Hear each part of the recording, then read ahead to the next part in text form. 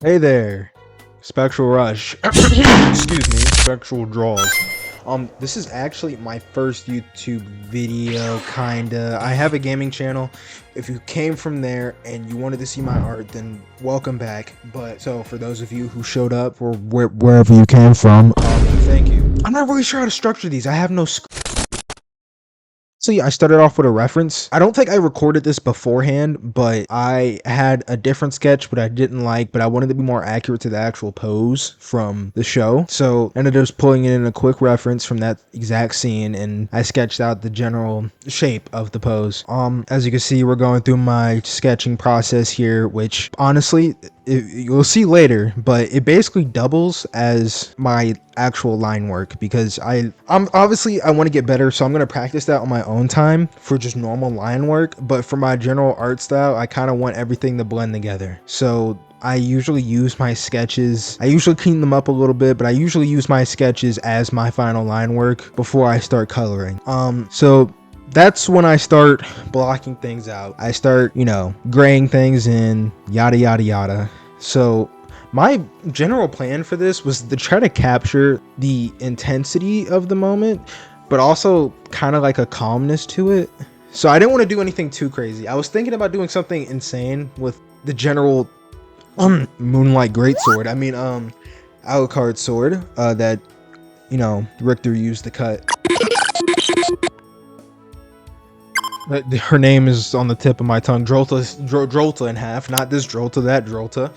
But as you can see, I start blocking in a ton of things like highlights. I use random colors for the highlights. Usually it's the color scheme of the whole painting that I'm going for. Then I'll do normal colors. My process kind of changes later since this is more of an older piece, but that's generally how I start to do things.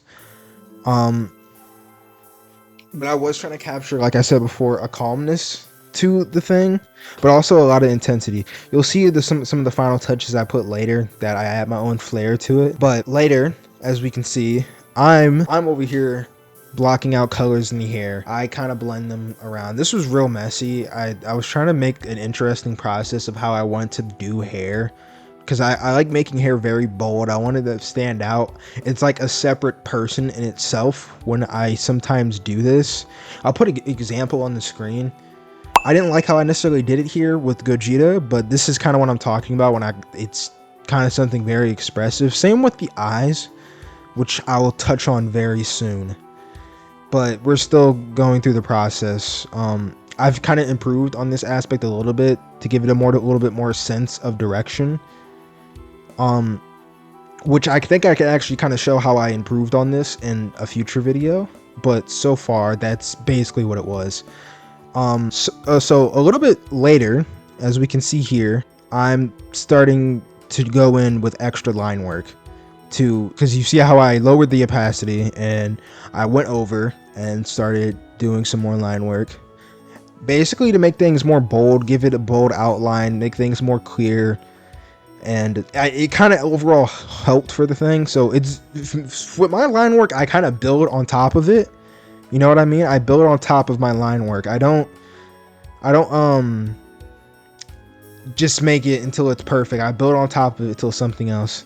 Here, I blocked out the colors for the blade. This looks nothing like the actual shot, but this is what I mean by my own flair. I started changing things like the mouth, the pose. I darkened around that area, and basically this is when I start adding lighting. I'm not necessarily at the finishing touches yet, but I started adding lighting and things to just fit with that kind of sells the piece. And this is the last bit of things I do. I use a brush, and if I'm being honest, I have no idea how it works or what it does, but don't ask me. I'm not the expert on these programs yet, but it makes a really nice glow effect that makes it a lot easier for me.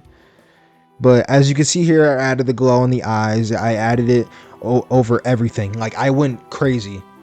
I started using a tool to, I'd say, it's a blending tool, obviously, but I used it on my line work to kind of get the aspect of heat and intensity. This is the intensity that I'm talking about that I wanted to really capture.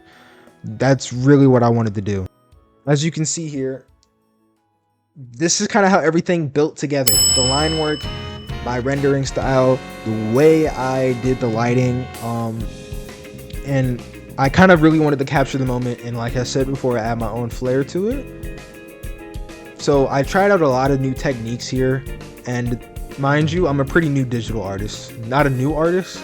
I drew a lot, like all the time, ever since like middle schools consistently. Elementary actually, since I was a kid, but I got really serious with it in middle school.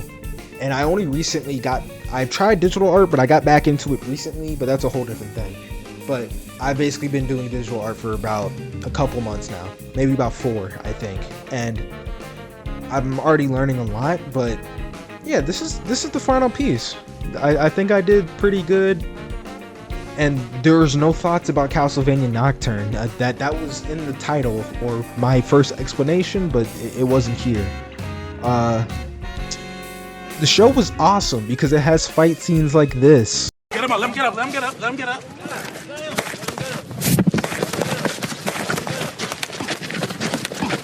Fight back, nigga! Fight back, nigga! Fight back! Fight back! Anyway, this is the end of the video. If you enjoyed, leave a like. Drop any criticisms because I've never done content like this before. I don't get to talk like this often, but if you enjoyed it, you want to see a new artist grow, hit that like and subscribe button.